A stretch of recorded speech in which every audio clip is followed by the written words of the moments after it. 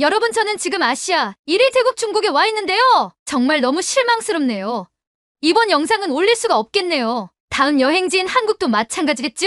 일단 한번 한국을 방문할 테니 함께 시청해주세요. 여행을 하다 보면 대부분의 장소들은 한 번의 방문으로 충분하다고 느껴집니다.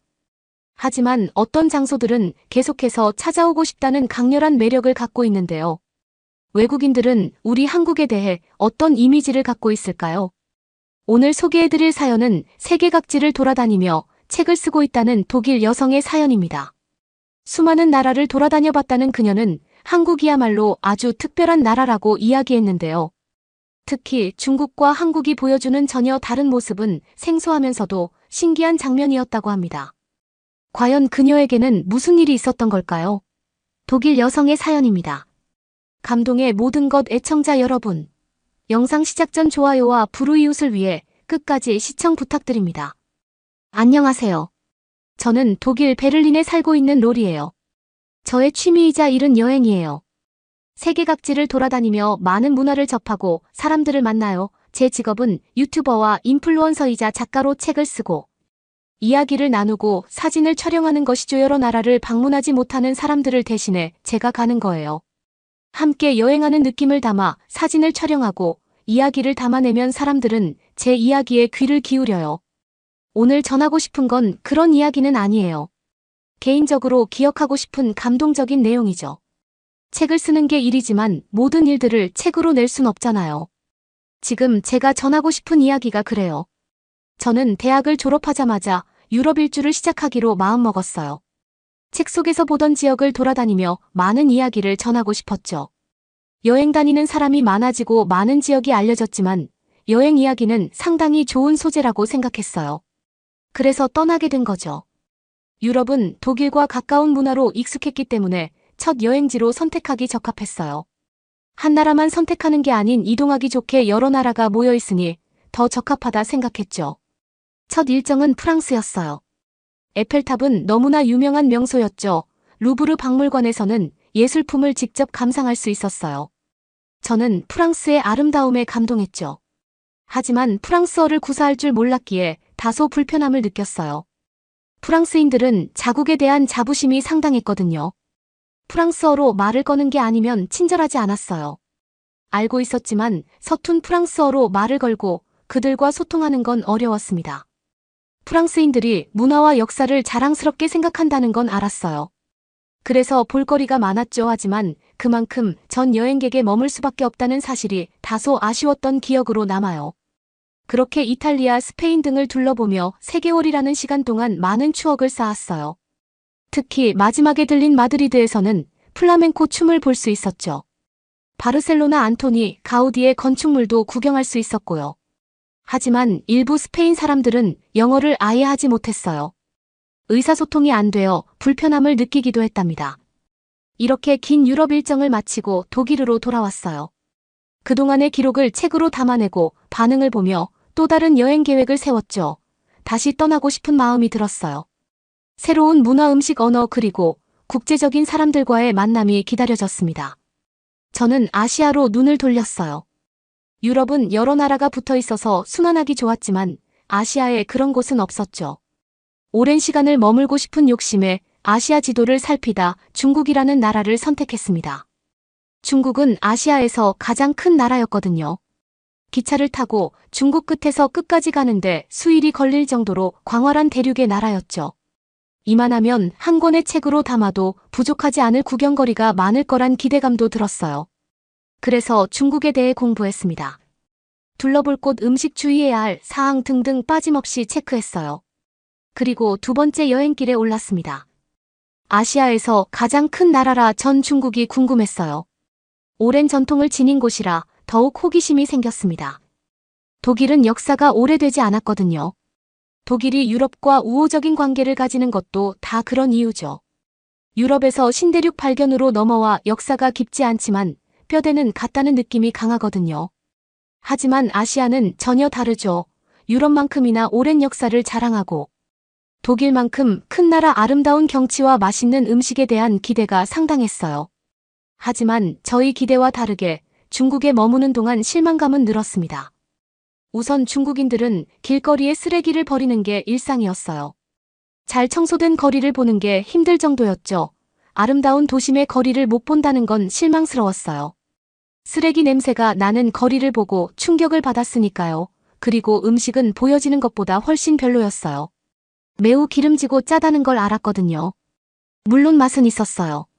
하지만 고픈 배를 모두 중국 음식으로 채우긴 한계가 있었죠. 짜고 기름져서 많이 먹을 수 없었습니다. 중국에서 먹는 음식들은 매우 건강에 해로운 것 같았고요. 그리고 매우 시끄러웠어요.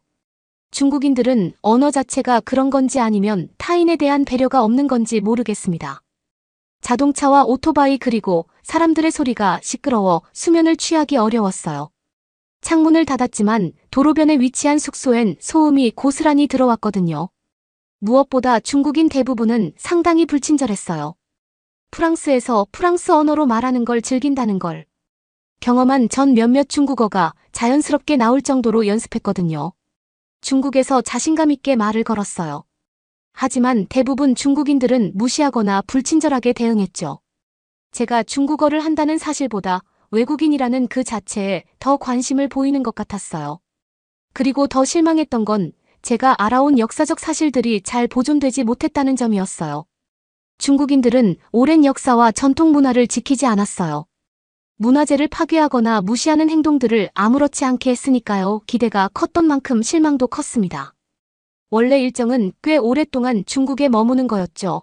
작은 도시도 둘러보고 중국 끝에서 끝까지 기차도 타볼 생각이었으니까요. 하지만 시간이 지나면 지날수록 갈수록 중국에 대한 실망감이 커져 더 이상 머물 수 없었어요. 전 급하게 근처 다른 나라로 이동하기로 마음먹었습니다. 중국에서 갈 수 있는 아시아의 다른 나라들은 많았어요. 태국, 일본, 말레이시아, 싱가포르, 한국 등이 있었죠. 그중 눈에 들어오는 한 나라가 있었어요. 바로 한국이요. 저는 사실 그땐 한국에 대해 아는 게 하나도 없었어요. 그냥 어렴풋한 기억 하나로 가게 된 거죠. 독일 대학을 다닐 때 한국 가수에 한창 빠져있는 친구가 생각났습니다. BTS였는데 그들의 국적이 한국이라는 기억이 난 거예요. 그래서 더 이상 고민 없이 한국행 비행기 티켓을 끊었습니다. 독일 친구가 열광할 정도면 나라 수준이 나쁘지 않겠다는 생각이 들었거든요. 얼핏 봤지만 꽤 실력을 지닌 가수로 기억되니까요. 그렇게 급하게 여행지를 바꿔 한국 비행기에 몸을 실었어요. 한국에 대해 알고 있는 건 없었죠. 중국에서 가까운 아시아 K-팝 열풍을 일으키는 나라 이 정도였어요. 공항에 내려 한국의 수도인 서울로 이동했습니다. 중국과 다르게 한국에 도착해서 마음에 든 건 대중교통이었어요. 중국보다 작은 나라라 볼거리가 없다고 생각했는데 아니었죠. 한국은 지하철 버스를 이용해 어디든 갈 수 있는 시스템을 잘 갖추고 있었어요. 환승 시스템도 잘 되어 있어서 카드 하나로 갈 수 있다는 사실이 놀라웠죠. 지하철을 타고 이동하는데 사람이 정말 많았어요. 한국 시간으로 오전 7시를 조금 넘기는 시간이었거든요. 중국에서 비행기 시간으로 얼마 걸리지 않아 일부러 이른 비행기를 택했어요. 중국을 빨리 탈출하고 싶었죠. 반면 한국에 이른 시간에 도착한다면 하루를 더 한국에 머물 수 있다는 생각을 했고요. 하지만 그건 제 착각이었습니다. 서울은 한국에서 사람들이 가장 많은 도시였는데 대중교통이 잘 되어 있는 만큼 많은 사람들이 지하철을 이용했어요. 8시까지 출근해야 하는 도심의 많은 사람들을 채우기엔 역부족이었죠. 제가 빈손이었어도 밀치고 탈 엄두를 내지 못했을 것 같아요.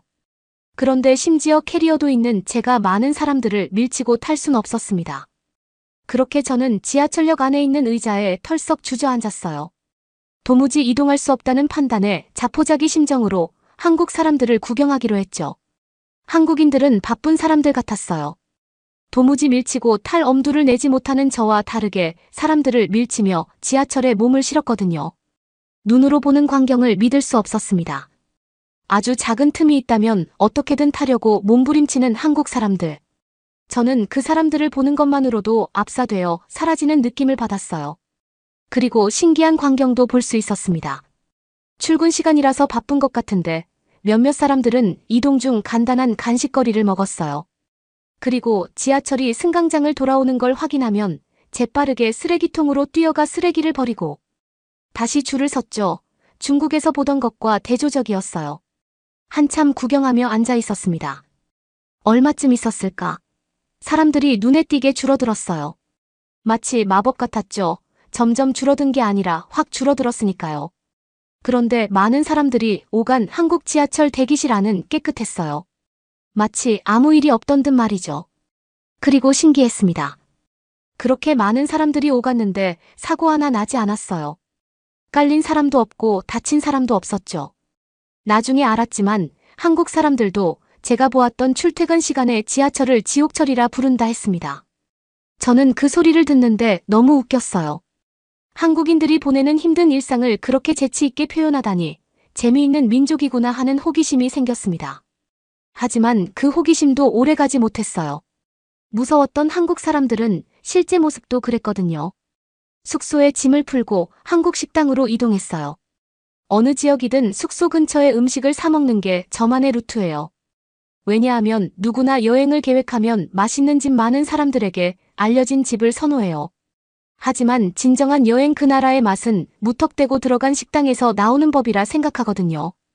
그래서 숙소에서 짐을 내려놓고 길을 조금 걷다 깔끔해 보이는 외관의 식당에 들어갔어요. 식당 앞에는 메뉴판이 있었습니다. 독일에서는 외부에 있는 메뉴판을 보고 있으면 종업원이 와요. 메뉴를 적고 자리를 안내받는 시스템으로 진행되는 곳이 있죠. 저는 한국의 이 식당도 그런 곳인가 싶었어요. 왜냐면 모든 식당 문 앞에 메뉴판이 있던 건 아니었거든요. 저는 처음 한국에 가서 어떻게 주문하는지 몰랐어요. 그래서 되도록이면 독일에서 제가 익숙하게 사용한 주문 방법을 이용하고 싶었습니다. 그래서 문 앞에 있는 메뉴판을 보며 서 있었어요. 어느 정도 시간이 지났는데 아무도 저에게 관심을 보이지 않았습니다. 혹시 안쪽에 있는 종업원이 저를 못 봤을까 싶었어요. 그래서 애써 목소리를 킁킁거리며 사람이 왔다는 인기척을 풍겼죠. 그래도 별다른 반응이 없었습니다. 머릿속은 복잡했어요. 그냥 들어갈까 들어가면 그제서야 종업원이 나에게 오는 건가? 아니면 다른 식당을 갈까 오면서 보니 이곳 말고도 많던데 어떡하지 짧은 순간이었지만 어떻게 주문하는 게 맞는지 몰라 머뭇거리고 있었어요. 그리고 용기를 내 문을 열고 안으로 들어갔습니다. 아무래도 문 밖에서 주문하는 건 아니라는 생각이 들었거든요. 그 사이 어느새 다른 여행객이 제 뒤에 와 있었습니다. 인기척이 있어서 뒤를 돌아봤는데 어느 나라인지 모르지만 푸른색 옷을 한 다른 나라의 여행객들 무리가 있었어요. 그리고 앞에 있는 저를 살짝 밀치더니 자연스럽게 저보다 더 안쪽으로 들어갔습니다. 그리곤 익숙한 듯 자리에 앉았어요. 손을 들어 주문을 받으라는 동작을 취했죠. 저는 그 순간 너무 당황했어요. 저도 그 무리도 똑같은 외국인이었으니까요. 하지만 그들은 익숙했고 전 처음 온 한국 여행에서 바보처럼 서 있었어요. 식사를 하러 들어왔는데 너무나 멍청한 행동을 하고 만 거죠. 부끄러웠어요. 그리고 속에서 화도 났죠. 이봐, 내가 먼저 왔다고 그건 너네도 모르는 거 아니지라는 말을 하고 싶었어요. 하지만 할 수 없었죠. 언어가 달랐고 외국이었으며 저는 한국 식당에서 어떻게 주문하는지 몰라 머뭇거리고 있었으니까요. 조용히 저는 그 여행객 무리가 했던 것처럼 반대편 안쪽으로 들어가 자리에 앉았습니다. 문 근처에 있던 종업원은 그 여행객 무리를 따라 안쪽으로 들어갔거든요. 그래요. 당연한 수순이겠죠. 자신있게 들어가서 자리에 앉는 손님과 머뭇거리며 언제 나갈지 모르는 손님이 있다면 당연히 자리에 앉는 손님을 따라갈 거예요. 누가 봐도 주문하겠다는 행동이니까요. 제가 할 수 있는 건 메뉴판을 다시 보는 것뿐이었어요. 앞에서 눈여겨보았던 메뉴를 다시 마음속으로 자연스럽게 연습했어요. 주문하는 순서는 빼앗겼지만 주문은 익숙하게 해야겠다고 생각한 거죠. 짧은 다짐을 끝내고 고개를 들었어요. 종업원이 언제쯤 오는지 상황을 보기 위해서요. 그러다 깜짝 놀랐어요. 종업원은 어느새 제 앞에 와 있었거든요. 그리고 친절하게 웃으며 물병과 컵을 내려놓았어요. 저는 마음속으로 와우라는 짧은 감탄사를 내뱉었죠. 종업원은 제가 먼저 왔다는 걸 알고 있었어요. 저를 지나쳐 그 여행객 무리를 따라간 게 아니었습니다. 그 여행객 무리가 앉았던 뒤쪽의 주방으로 가 저에게 줄 물병과 물컵을 가져온 거죠. 종업원은 새치기에서 주문을 받으라고 손을 올린 그 무리를 외면했어요. 연신 손을 들고 주문을 받으라 말하는 그 여행객 무리가 아닌 저에게 온 거예요. 저는 먼저 주문을 받으러 온 한국인 종업원에게 감동할 수밖에 없었어요. 물을 가지러 갔다면 당연히 주방과 가까이 앉은 여행객들이 먼저일 수 있잖아요. 반대편에 앉았던 저에게 오는 건 번거로울 수 있죠. 그런데 그 한국인 종업원은 그런 건 안중에도 없었어요. 오히려 먼저 온 사람이니까. 당연하게 먼저 주문을 받는다는 행동을 아무 거리낌 없이 했을 뿐이죠. 상했던 마음은 이내 풀어졌어요. 저는 한마디도 하지 못했지만 이 한국인 종업원은 행동으로 보여줬죠. 처음 제가 한국의 지옥철에서 보았던 무서운 느낌들은 다 사라졌어요. 한국인은 무서운 게 아니라 결단력이 있는 거였습니다. 해야 할 일이 있다면 그게 무엇이든 단호하게 하는 결단력 말이에요. 제가 느낀 한국인들은 정말 따뜻했어요. 하고 싶은 말이 참 많은데 이 이상의 이야기는 책으로 담아내려고요. 제목은 아마 또 가고 싶은 한국이라고 지을 것 같습니다. 여러분은 이번 사연을 통해 어떤 것을 느끼셨나요? 한국을 여행했던 독일 여성의 사연이었습니다. 한국에서 경험한 훌륭한 서비스와 따뜻한 대접은 이 독일 여성에게 큰 영감을 주었는데요. 이런 결단력과 친절함이야말로 우리 한국 문화의 중요한 부분입니다. 그리고 이를 통해 그녀는 한국에 대해 더 알아보고 싶다는 생각까지 하게 되었는데요. 한국은 다른 나라와 비교했을 때도 독특한 매력을 지니고 있습니다. 그리고 이런 멋진 경험들이 우리 한국을 더 자랑스럽게 생각하게 만드는데요. 이 여성이 앞으로 쓰게 될 한국에 관한 책과 유튜브에 업로드될 영상이 정말로 기대되는 순간이네요. 그러면 더욱 감동적인 다음 사연으로 넘어가겠습니다. 영국의 도시 런던에서도 가장 부유하기로 유명한 재력가가 모여 사는 동네 주민인 그녀는 얼마 전까지만 해도 별다를 것 없이 본인의 취미생활만 하며 보내는 여유로운 일상을 살고 있었다고 하는데요. 한국 여행을 가기 싫어 피하려다가 되려 어쩔 수 없이 그 여행이 시작되었다고 합니다. 그녀는 한국에서 어떤 일을 경험했길래 이런 사연을 올리게 된 것인지 자세한 내용을 함께 들어보러 가시죠. 안녕하세요. 저는 영국 런던에 사는 전업주부 크리스라고 합니다. 이젠 아이들도 케어하지 않아도 될 만큼 컸고 남편의 직장도 수입도 안정이 되어서 시간적 여유가 많아졌습니다. 예전에는 가사의 육아에 정신이 없었는데 그때에 비하면 아주 평온한 날들이죠. 저도 당연히 처음부터 전업주부는 아니었습니다. 하지만 아이를 낳고 육아를 하다 보니 자연스럽게 직장을 다니면서 아이들을 케어하는 문제가 쉽지 않다는 현실에 부딪히면서 결국 전업주부가 제 직업이 되었습니다. 전업주부의 삶은 생각보다 훨씬 바쁘고 피곤했어요. 차라리 매일 출근을 하고 야근을 하고 싶다는 생각이 들 정도였으니까요. 이제는 애들이 어릴 때보다는 많이 한가해져서 비로소 저만을 위해 무언가 할 수 있는 시간이 생겼습니다. 저는 아이를 키우면서도 항상 일을 하는 제 모습에 대한 갈증과 로망이 있었어요. 그래서 회사를 다니는 커리어 우먼에 대한 미련이 마음속에 깊이 자리했죠. 꽤 능력 있고 잘 나가는 디자이너였거든요. 하지만 다시 알아본 취업 규정이나 기준에 대한 현실은 제가 애를 키우는 동안에도 수많은 것들이 변해 있었어요. 제가 취업을 준비하던 나이였을 때보다 더 필요로 하는 재능이나 능력도 다양하게 추가되었더군요. 그동안 집에서 애만 돌본 제가 이제 와서 새롭게 할 수 있는 일이 딱히 없었어요. 그게 솔직한 현실이었죠. 10여 년 차 전업주부인 저는 그간 경제활동과는 멀어져 있었고 그 공백의 기간은 사회에 설 수 있는 자리가 만들어주질 않았죠. 주부가 되기 이전에도 제가 유용한 기술을 배웠던 것도 아니고 그렇다고 특출나게 무언가 하나라도 잘하는 재주가 있지도 않았습니다. 게다가 20대도 아닌 애둘 엄마가 된 제가 어떤 회사든지 신입사원으로 새롭게 채용되는 건 꿈같은 이야기일 겁니다. 그런 현실이 당연하다고 받아들이면서도 솔직히 아무렇지도 않았다고 하면 거짓말일 것 같아요. 마음이 좀 착잡하더라고요. 그래도 무료한 제 일상에 그나마 활력을 주는 것이 있다면 친구들과 하는 운동이었습니다. 저희는 시간이 맞고 심심할 때마다 배드민턴을 치며 저희만의 즐거운 추억을 만들어가고 있었습니다. 그 운동은 무료한 제 생활 패턴에 가장 즐거움을 주는 활력소와도 같았어요. 단순히 운동만 하는 것이 아니라 좋은 정보도 나누며 런던에서 가장 빠르게 다양한 정보를 습득할 수 있었습니다. 주부들의 정보력은 상상 그 이상이거든요. 우리 동네는 런던에서도 손꼽히게 재력가들이 많이 모여 사는 동네입니다.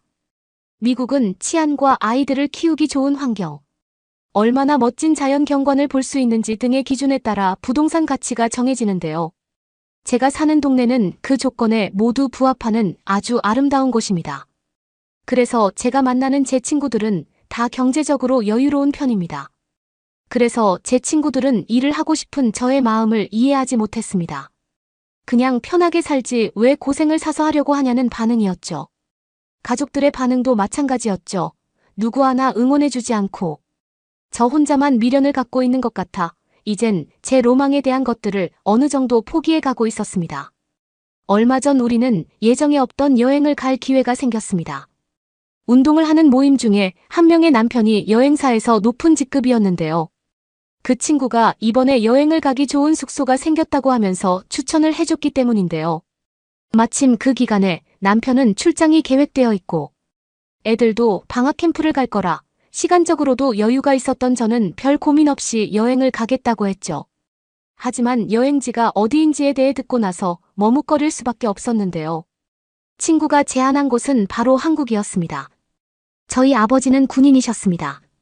한국전쟁에 참여하셨던 군인이죠. 하지만 그런 한국은 여전히 분단 국가이고 아직도 남북 간의 긴장감에 대한 뉴스가 나오는 걸 접했기에 위험한 곳으로는 좀 피했으면 했습니다. 한국이 치안이 좋다고는 하지만 그럼 뭐예요? 나라 자체가 언제 날지 모르는 분단 국가인걸요. 공짜 여행이라고 해도 고민을 할 문선샤인데.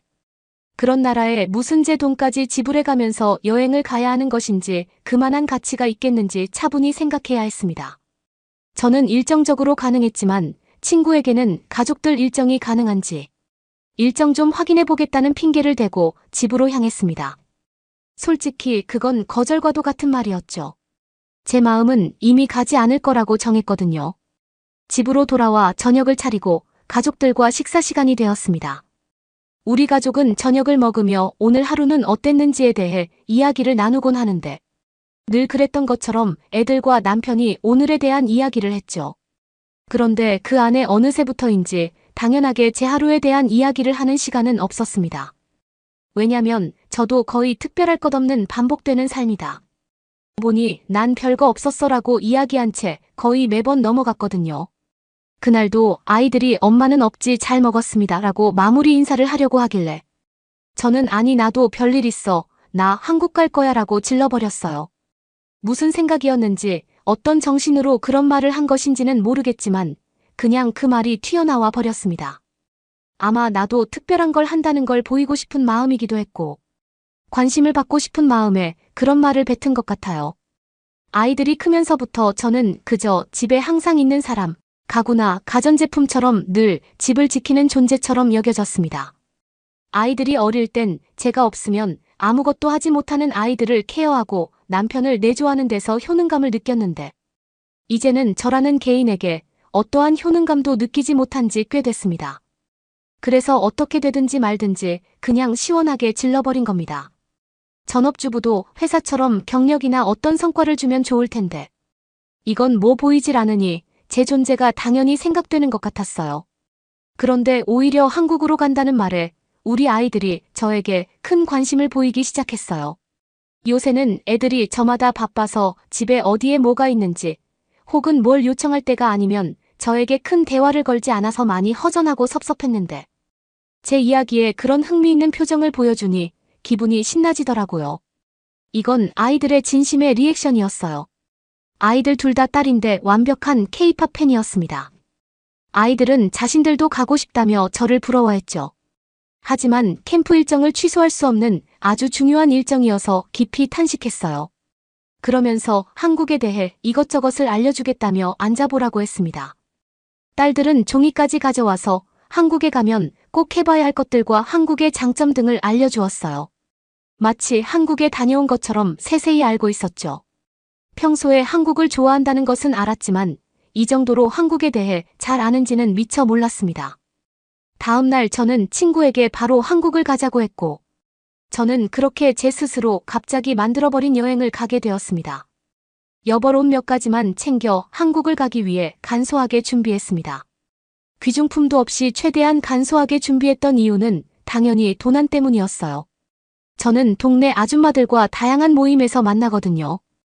우리는 여행 한 번 제대로 간 적 없었지만 경험담을 통해 대리 만족을 할 수 있었던 이유기도 한 듯해요. 친구들에게 들은 이야기 중에 여행 시 가장 주의해야 할 점은 무조건 도난에 대한 것이라고 했습니다.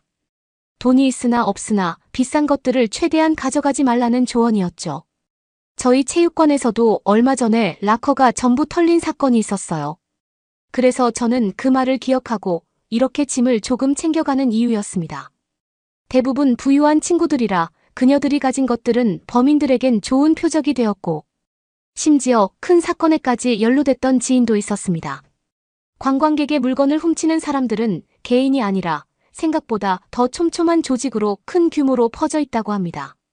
그래서 제 지인은 자신의 소지품을 찾으려 했다가 하마터면 목숨까지 위험할 뻔했다는 아찔한 경험도 들었던 터라 각별히 주의했어요. 우리는 런던 국제공항에서 한국으로 직항으로 이용하기 위해 대한항공이라는 항공사를 이용하기로 했는데요. 그런데 대한항공이 타 항공사에 비해 가격이 비싸더군요. 직항이라는 이유 때문인 것인지 우리나라 항공사들이 더 역사적으로도 오래됐고 인지도도 있는데 도대체 왜 그 항공사만 비싼 건지 의아했어요. 하지만 여행이 끝나고 집에 돌아갈 때는 표가 없어서 다른 항공사를 이용했는데 바로 대한항공과 차이를 너무도 크게 느낄 수 있었어요. 여태껏 대한항공을 이용해보지 않은 사람이 있으시다면 꼭 이용해 보시길 추천드려요. 그럼 저처럼 바로 그 차이를 알 수 있으실 테니까요. 공항에서 한국으로 가는 데는 생각보다 꽤 긴 시간이 걸렸습니다. 그래도 도착하는 시간까지 기다리는 그 시간도 꽤 괜찮았어요. 나이가 들었어도 여행을 떠난다는 건 마치 어릴 때 학교에서 캠프를 가기 전 아이의 마음으로 돌려주는 것 같아요. 한국어를 한마디도 하지 못했지만 딸들이 알려준 통역 앱을 믿어보기로 했습니다. 그리고 딸들이 분명 한국 사람들은 대부분 영어를 할 줄 알거나 한국어를 못하더라도 어떻게 해서도 도와줄 사람들이라고 했죠. 반신반의하는 마음으로 드디어 한국에 도착해 인천국제공항에 내렸습니다. 딸은 분명히 공항부터 우리나라와 너무 다르니까 놀라지 말라고 했던 말이 생각났습니다.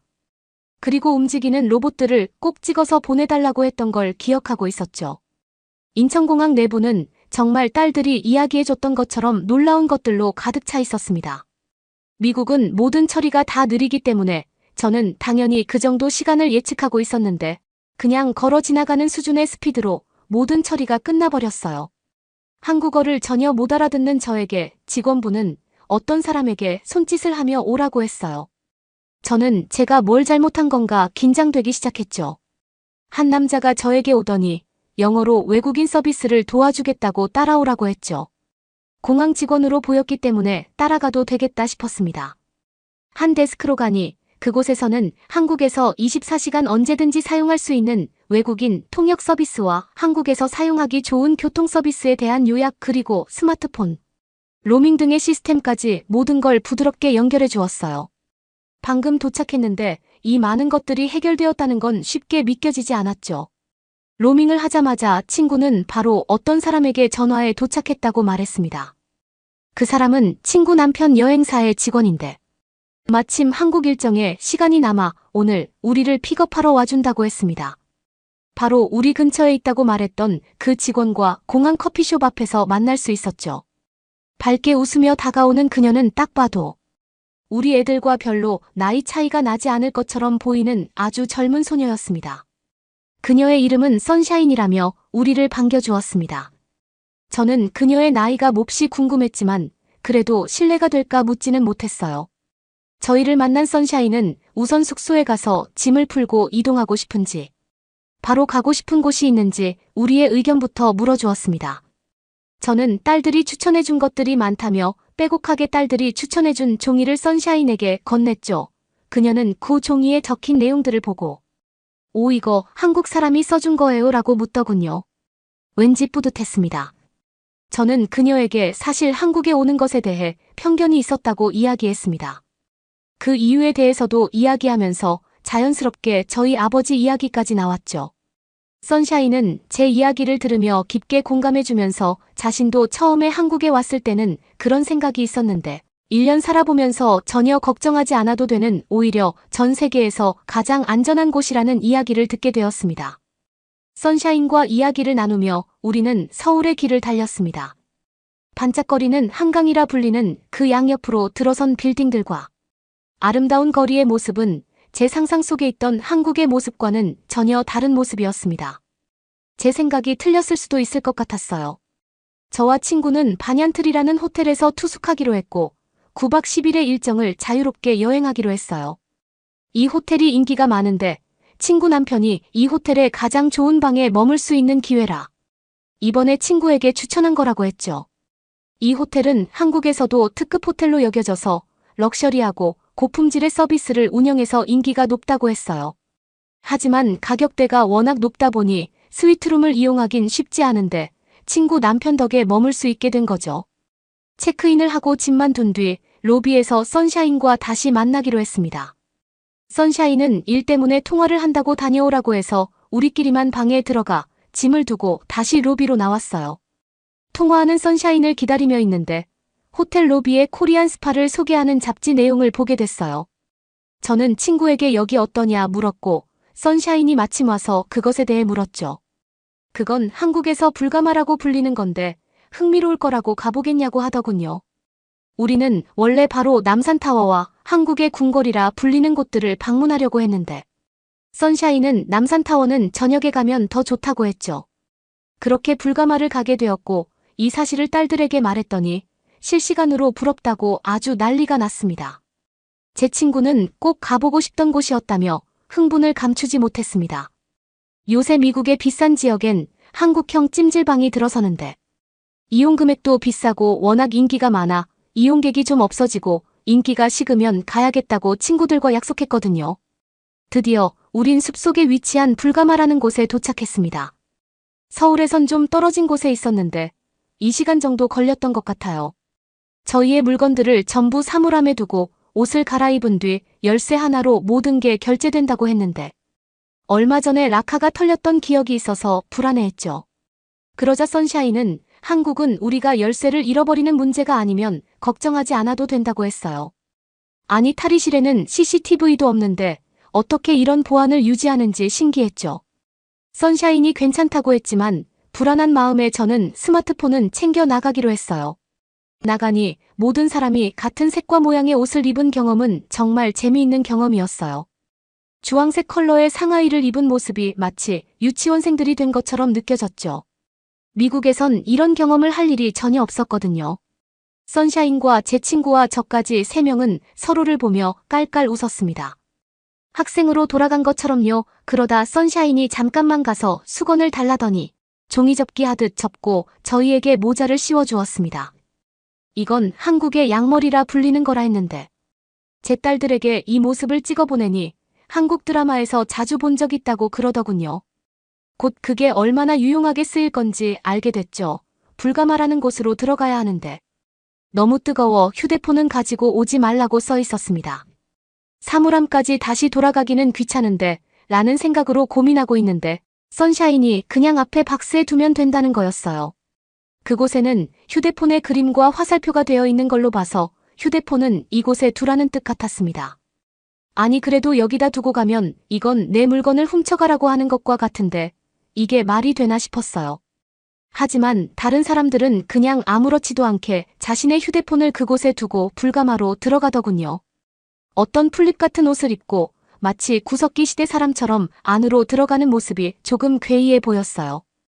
그런데 계속 그렇게 서 있을 수는 없었죠. 친구는 그냥 들어가겠다고 했고 저도 에라 모르겠다는 심정으로 휴대폰을 사람들 휴대폰 밑으로 넣어 잘 안 보이게 해두고 우린 다 같이 안으로 들어갔습니다. 얼마나 뜨거웠던지 우린 바로 나와야 했어요.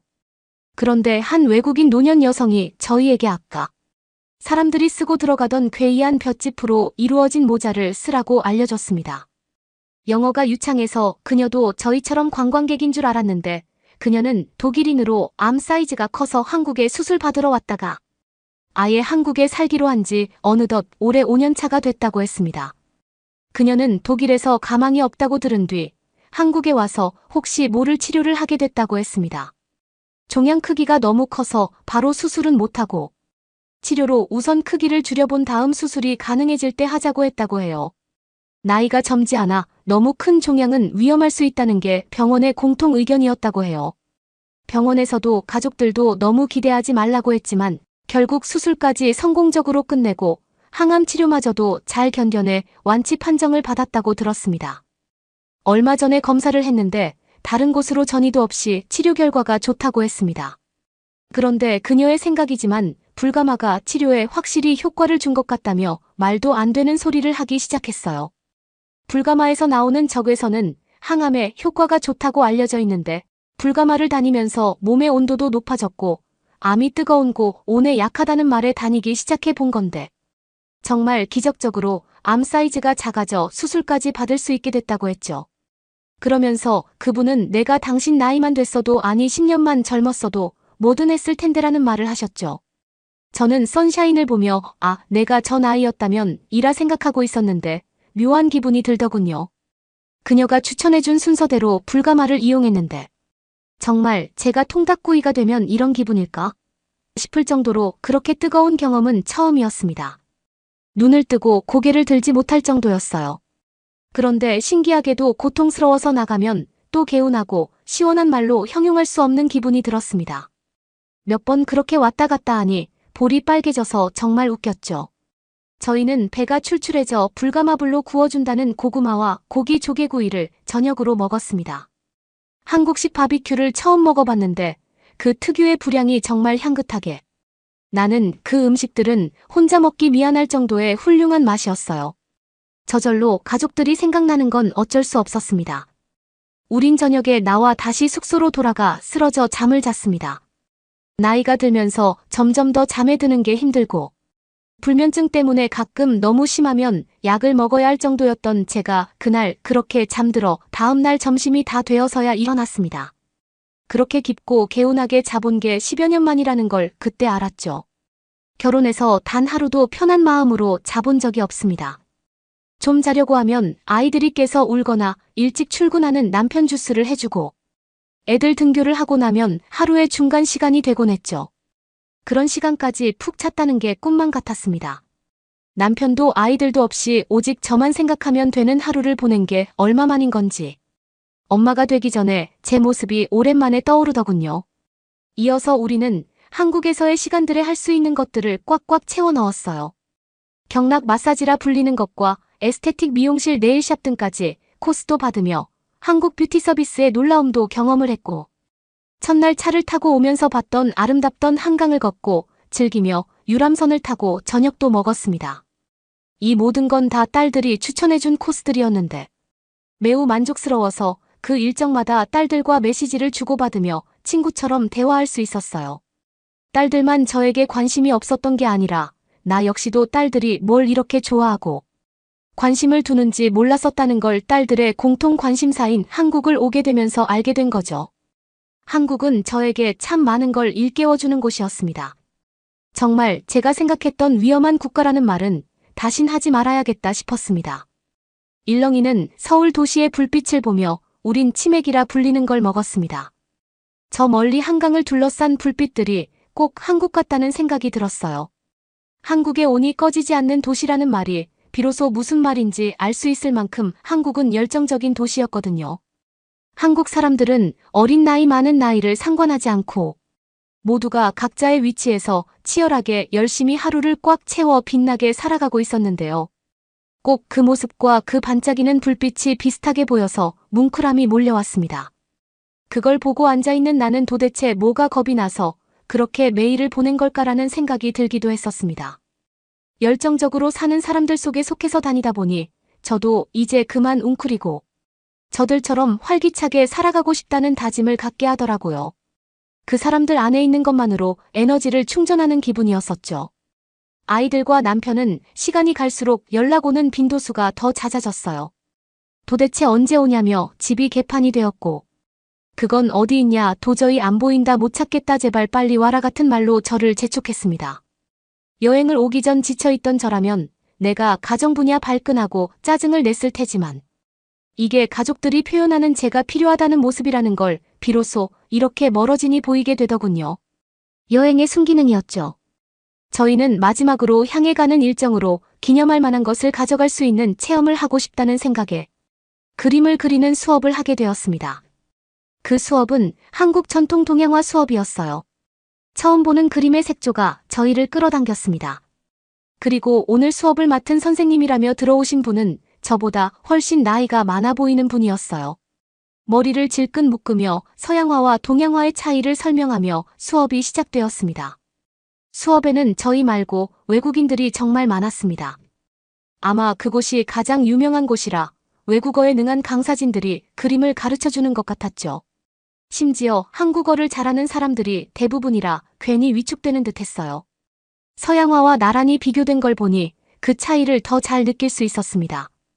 보통 강렬한 색감이나 아크릴 같은 걸 사용하는 서양화에 반해 동양화는 가볍고 연약해 보이면서도 마음을 사로잡는 부드러움 속에 큰 힘을 가지고 있는 느낌이었습니다. 종이도 캔버스가 아닌 족자라는 곳에 그린다고 했죠. 족자를 받아 처음 만져보는데 그 독특함에 신기해서 종이를 만져봤더니 캔버스와는 전혀 다른 종이 재질로 이루어졌다는 걸 알 수 있었죠. 저희가 그리는 것은 모란꽃과 매화 클래스 중에서 선택할 수 있었는데 저희는 분홍색을 좋아해서 모란꽃을 그리기로 했습니다. 수업이 시작되고 모란은 탐스럽게 퍼진 모양처럼 불을 상징한다고 믿었던 꽃이라고 알려주셨습니다.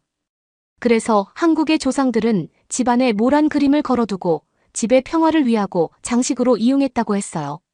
저도 잘 그려서 집에 꼭 걸어놓고 싶다는 생각을 하고 떨리는 마음으로 제 인생의 첫 동양화 붓과 먹을 사용해 보게 되었습니다.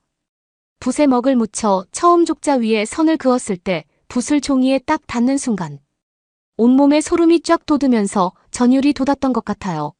먹과 붓이라는 재료를 처음 써보기도 했고 색채를 다 채우지 않았는데도 가득 채운 그림과는 또 다른 선이 주는 강력한 매력이 있었거든요.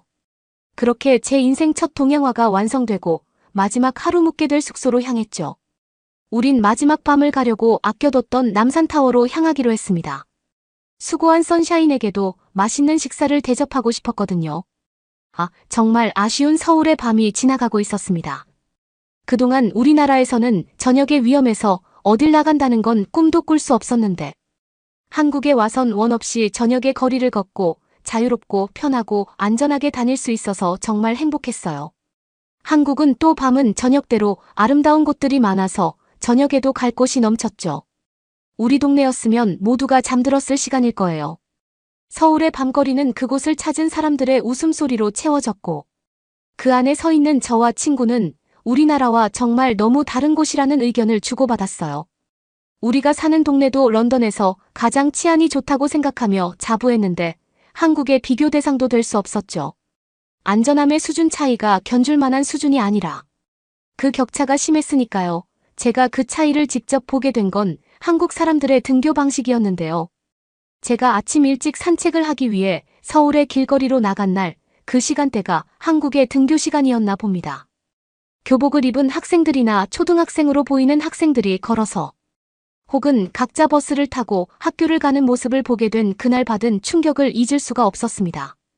미국에서는 부모나 보호자가 없으면 등하원을 절대 시키지 않고 스쿨버스로 당연히 다녀야 합니다. 대부분의 학교가 그렇죠. 그래서 부모가 있거나 등하원만 따로 해주는 사람을 고용하는 일이 많아요.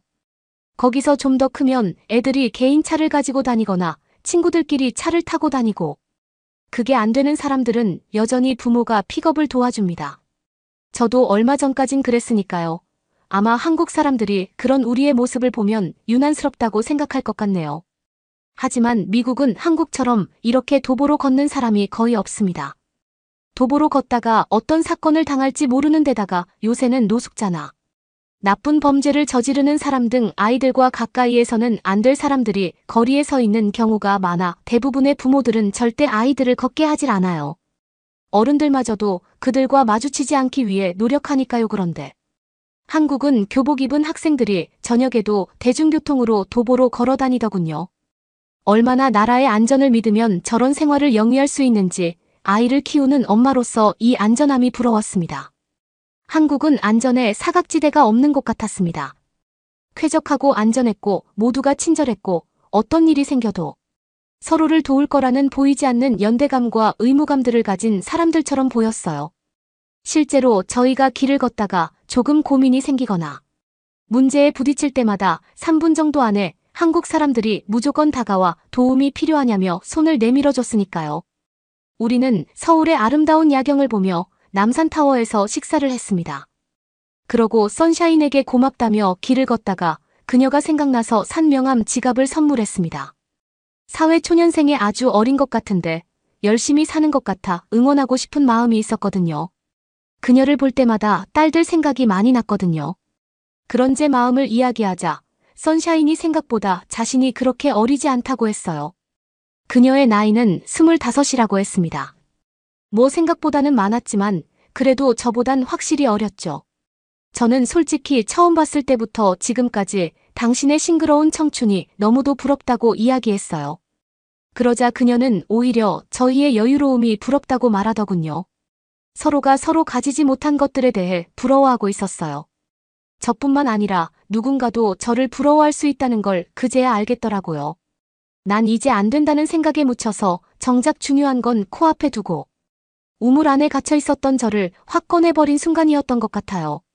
그렇게 자의로는 아니었지만 사고처럼 시작된 한국에서의 여행이 끝나고 비행기에서 내리자 가족들이 저를 반겨주러 나와 있었습니다. 가족들을 보자 뛰어가 딸들을 와락 안아주었어요. 정말 보고 싶었거든요. 딸들을 보니 내가 다시 돌아갔어도 아이들을 선택했겠구나 싶더라고요. 키우면서 정말 행복하지 않은 순간들이 없었거든요. 딸들도 언제까지나 어린아이일 수 없고 커가면서 부모의 품을 떠나며 점점 멀어지는 게 어쩌면 자연스러운 과정인데 그런 상황을 탓하기만 했다니 괜히 애들에게 미안해졌어요. 그 옆에 제 짐을 묵묵히 들어주는 남편의 얼굴도 오랜만에 길게 쳐다보게 되었습니다. 매일 보던 얼굴인데 오랜만에 보니 남편도 저처럼 참 많은 세월이 변해 늙어버렸다는 게 다시 보이더군요. 시간은 저만 이곳에 데려온 게 아니라 우리 모두를 이곳으로 데려왔다는 걸, 그 결론이 이렇게 해피엔딩을 만들 수 있었다는 것도 깨닫게 되었죠. 저는 그 여행을 계기로 열심히 배운 끝에 새로운 시작을 하게 되었습니다. 그건 바로 동양붓을 이용한 글씨와 그림을 그리는 체험센터인데요. 생각했던 것보다 대박이 나서 상반기 이용객은 이미 꽉 찬 상태일 정도입니다. 그런데 재미있는 건 80% 이상이 저와 비슷한 또래의 주부들이라는 거였어요. 아마 저처럼 효능감을 잃고 매일이 시들하게만 느껴질 나이의 주부들이 정말 이런 것들을 필요로 한다는 걸 알게 되었습니다. 한번 그림을 그린 사람들은 실제로 시들하게만 느껴지던 일상에 새로운 활력이 돋아나는 것 같다는 후기를 듣곤 했거든요. 저 같은 사람이 많다는 것도 알았어요. 그래서 저는 오늘도 내일도 최선을 다합니다. 한국인들이 살아가던 그 서울을 걷던 각자의 위치에서 일하던 그들처럼 저의 하루도 매일 반짝거릴 수 있게 노력해요. 그 뜨거운 불가마에서 만남을 가졌던 독일 부인처럼 나중에 그 나이가 됐을 때 바라본 지금의 내 나이를 그냥 부러워만 하고 있을 수 없겠더라고요. 우리 가족은 상반기 제 센터 일정이 끝나면 몇 주간의 휴가로 가족이 다 함께 한국 여행을 가기로 했습니다. 이번엔 정말 자의로 제가 가장 먼저 가족들에게 한국으로 떠나자고 제안한 여행이죠. 이번엔 딸들이 알려주지 않아도 제가 리드해서 딸들을 안내해주고 좋았던 곳을 한 번 더 같이 가보려고 합니다. 남들은 앞으로 가는데 나만 아무것도 하지 못했다고 생각했던 제가 이젠 알았어요. 가장 좋았던 곳을 가장 사랑하는 사람들과 갈 수 있는 지금의 제 인생이 가장 큰 성과라는 걸 말입니다. 여러분은 어떻게 보셨나요? 응원과 격려의 한마디씩을 댓글로 남겨주시기 바랍니다. 사연자분들에게 전달해드리겠습니다. 실제 사연 제보를 받고 있습니다. 채택되신 분께는 작은 선물도 보내드리고 있습니다. 저희의 사연이 여러분의 하루에 작은 힘이 될 수 있었으면 좋겠습니다. 감동적인 사연을 주변 분들과 이야기 나눠보세요. 더욱더 좋은 영상으로 다시 찾아뵙겠습니다.